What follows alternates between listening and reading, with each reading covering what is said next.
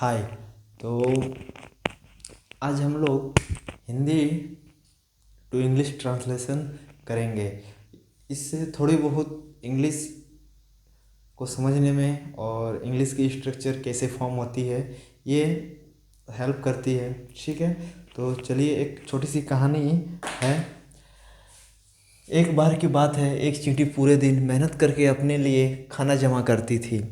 वह कभी आलसी नहीं होती थी। एक दिन एक टिड्डा ने उसे देखा और बोला, इतनी मेहनत क्यों करते हो? चलो मेरे साथ गाना गाओ और नाचो। चींटी ने कहा, नहीं, मुझे सर्दियों के लिए खाना इकट्ठा करना है। सर्दी आई। टिड्डे के पास खाने को कुछ नहीं था, लेकिन चींटी आराम से अपने घर में खाना खा रही थी। तो इसको स्टेप बाय स्टेप समझेंगे कि कैसे हुआ। ठीक है, तो एक बार की बात है, तो इसके लिए आ जाएगा वंस अपॉन अ टाइम। एक चींटी पूरे दिन मेहनत करके अपने लिए खाना जमा करती थी। तो यहाँ पे सब्जेक्ट चींटी है, तो हम ले लेंगे क्या, एक चींटी। तो एक का तो ए नहीं होगा, एन होगा। एन क्यों होगा? क्योंकि एंट में फर्स्ट लेटर हमारा वोवेल है, तो इसके बेसिस पे यहाँ पे एन आया। तो एन एंड वर्क। वर्क क्यों हुआ? क्योंकि यहाँ पे ये पास्ट टेंस में है, तो इसके लिए ईडी जुड़ गया। Work hard. हार्ड पूरा दिन काम करती थी, तो all day collect. Collect food किसके लिए?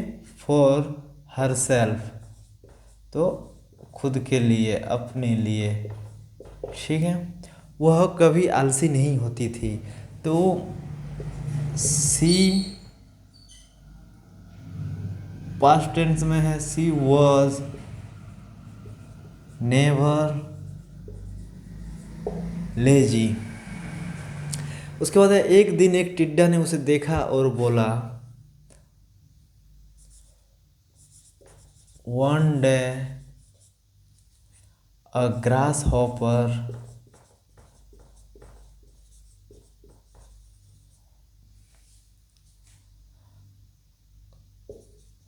देखना का यहाँ पे हो जाएगा सौ। सी होता है देखा का, तो सौ हो जाएगा सौ। हर किसे देखा? चींटी को देखा, तो हर एंड सैड, इतनी मेहनत क्यों करते हो? Why do you work so hard?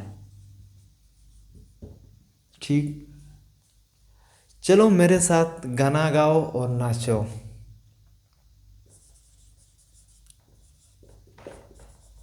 Come with me, let's sing and dance.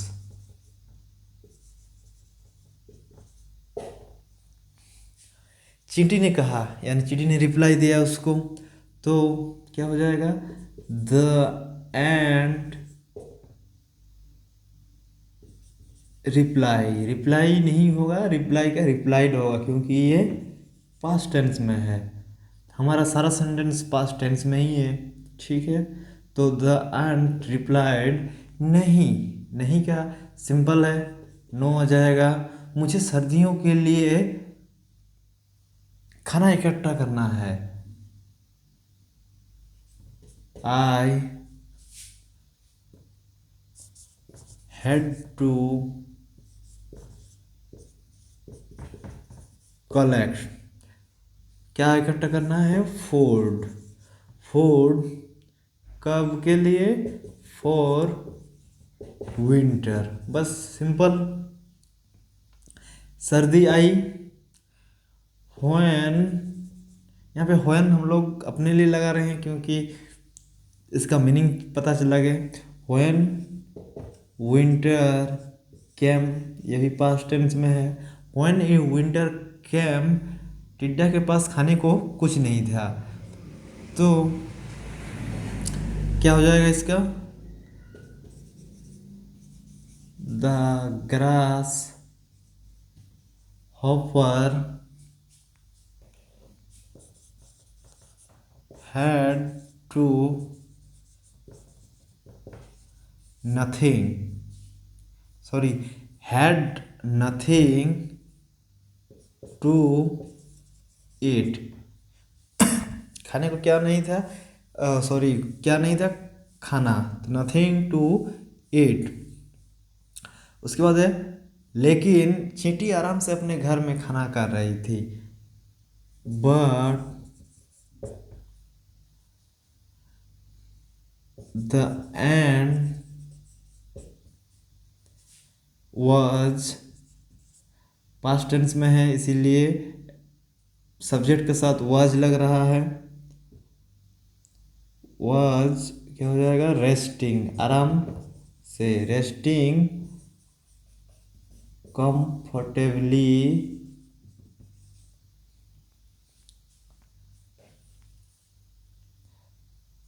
The end was resting comfortably in her home. ठीक है, वह अपने घर में रेस्ट कर रही थी। उसके बाद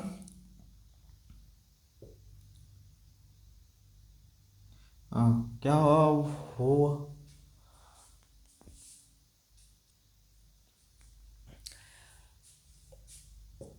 खाना खा रही थी, तो ईटिंग द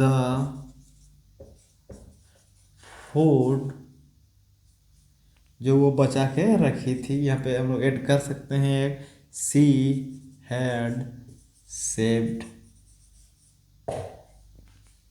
बस यही थी हमारा एक सिंपल सा हिंदी टू इंग्लिश ट्रांसलेशन। आप इसको देख सकते हैं। एक बार की एक बात है, एक चींटी पूरे दिन मेहनत करके अपने लिए खाना जमा करती थी। वह कभी आलसी नहीं होती थी। एक दिन टिड्डा ने उसे देखा और बोला, इतनी मेहनत क्यों करते हो? तो once upon a time an ant worked hard all day collect food for herself. She was never lazy.